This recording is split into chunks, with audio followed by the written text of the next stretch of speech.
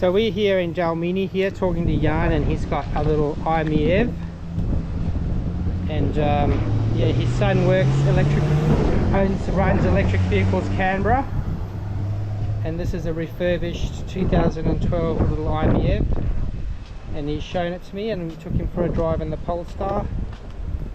Now we're going to check out the i-MiEV. There it is, Electric Vehicles Canberra. And one day I'm going to go check out the workshop. He's put a Tesla motor in a DeLorean, so that sounds pretty cool.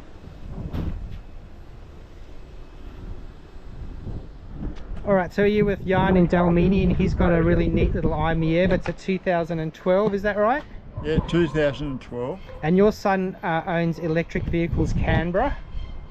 That's his business. Yeah. And so it's a workshop where he refurbishes electric cars. That's correct. That's what he does. Yep. Yeah, and this one, he upgraded the battery and he's put a brand new battery in it. The original car only went from 90 to 150 k's to start with. Right. Where this one now will do nearly 300 k's on a charge. Wow, so he just took the old battery out and put a new one in, and it's got that much more kilowatt. Well, the cells were dying in the new battery. Originally, he was going to give it to me with the old batteries in it. Right. But a couple of the cells were dead, and he couldn't revitalise them, so he decided to put a brand new battery in it. And so did he change the individual modules, or did it come out in one big lump? Comes out in one big lump. Comes out one big lump, and then Yeah. And was that from another i-MiEV that he put it in, or? No, it's brand new. Brand new battery. Yeah. Cool. And so this one's a 2012 model. Is it open, Jan? Yeah. And you're charging it now from your solar panels? Yes. What do you reckon, Twig? Another electric car? Don't jump in there. Nothing fancy inside, but Yeah. then again, it proves that you Yeah. don't have to lose the cars because they get old. That's right. This is 12 years old. Because my ex-mother-in-law was saying, oh, I'd really like to get one, but they're too expensive. And I was like, well, you know, the MG4s now you can get for a sub 40, and that's a brand new. I mean, that's cost the same as a Corolla, really. So, I mean, but then you could go to the next level where I said, why don't you just get a second-hand one, like a second-hand Leaf or something like that? Especially if you're not driving it, like you're not taking it on road trips or whatever your daily... I do 20 kilometres a day. Yeah. It's fantastic. Even if your commute was like whatever, like 50 k's, you'd still be able to easily do that. So, you didn't own this from original, someone else owned it? Oh yes, Mark. Oh, that's right, so it was a refurbished one, so he basically did it for you. Yeah. Cool. Well, it was my 80th birthday present. Oh wow. So you're never too old to get an electric car? No, you're not. And you enjoy the experience of driving it, like the sensation? I love it. It's smooth, it's got lots of acceleration, even though it's a little car. And I go from here, I may have 275 on the charge. Right. Go up to the shops up the top here, I come back with 290. Oh, because it's regen. Yeah, regens on the way, so it's cost me nothing to go to the shops. Yeah, no, they're great, aren't they? And they're just so much nicer to drive, so much smoother. And I was driving my sister, she's got like a fairly fancy VW T-Rock, I think it is, R-Line, and it was vibrating, and you put your foot down and nothing happens, you know, even though it's supposed to be a pretty sporty car. So yeah, cool. All right, well, Jan, thank you for showing us your car. And I have to go and visit. My pleasure. I'll have to go visit Mark at his workshop and see. He's got a DeLorean that he's fitted with a Tesla motor. That's right.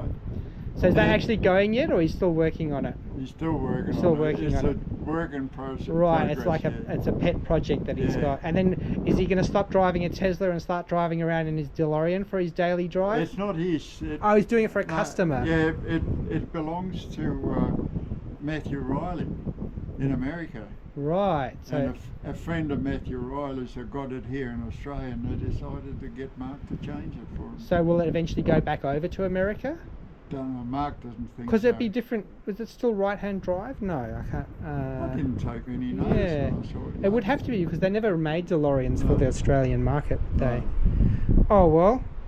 We'll have to go and visit him when he sometime next year when I'm doing another road trip in the Polestar. I'll come and visit him. Yeah. Cool. Well, by that time you may have it running. Might have it running in another 6 months. Yeah. Excellent. All right. Thanks for showing us the i-MiEV. All right. So Jan was just saying that this is actually a pretty affordable option. So even with the refurbished battery in it, you're looking at about 26. Did you say 26,000? Yeah. And I mean, I guess it's easier to. I mean, he could refurbish Leafs too, right? That would be a fairly common one, or. He can work on him. He's working on a BMW at the moment. Right. So you could even. Does he do complete retrofits to, like? Because I know. I mean, like a 1960s Combi. Could you put a battery in that? That would be a bit harder, wouldn't it? Because you'd have to find the space. I'm not the expert. I'll have to go and visit him, right? To find the answers out. You'll have to ask him. I presume it's easier to upgrade or retrofit an existing electric car because it has all the systems in it, and it's just simple of changing the battery, right? Well, there's a Facebook page for these. Right. Where there's a guy in America, he's changing the battery over it out in a paddock in the snow. Wow, so you don't even need a workshop. And all he had to change the battery was a jack. Right, Yeah. lifted physically up. Yeah. I'm watching this guy in New Zealand from, I think it's electricity, and he's doing like an old Hillman or something like that, and he's taken the motor out the front, and it's just an empty bay, and he's put, I think he's put an electric motor because it's the front axle.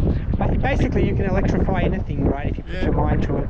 But it's probably cheaper and simpler to do a car like this that's already electric. The biggest problem with most of the cars is room for the battery. Right. Is where are you going to put it? Because you can't really.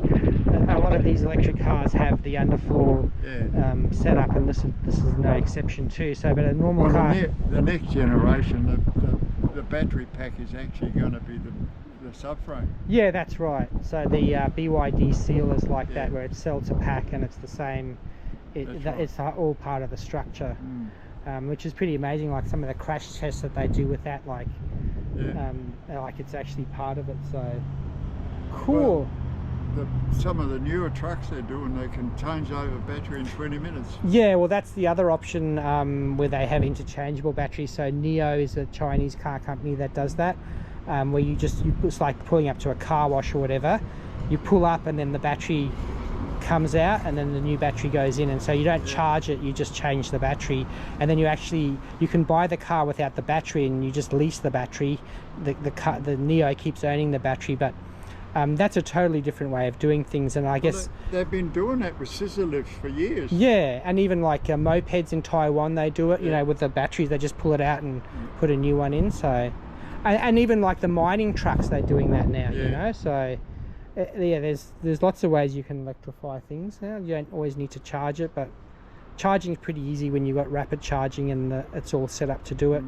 So cool. Anything else that we missed this time? No? No, we got it all. I'm sure we have, but I'll have to go visit Mark. I love it. He loves it, Jan loves it, and I love my Polestar, so we should all be driving one if we can. It's not in the same class, but it's a wonderful little car. Yeah, no, it's electric car's an electric car, isn't it? So cool. Thanks for showing us. I took it to the show. They had the electric car show in Maruya. You know, I could have sold it 3 times. People were that interested in it. Well, tell Mark that he's on a win. He knows.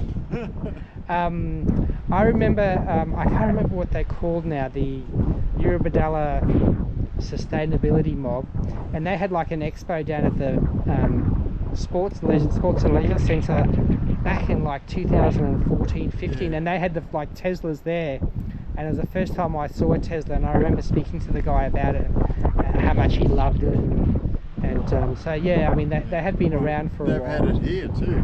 Yeah, I can't remember what they called that mob. I still get their emails. There's something Eurobadala sustainability. It's probably the ones that run this.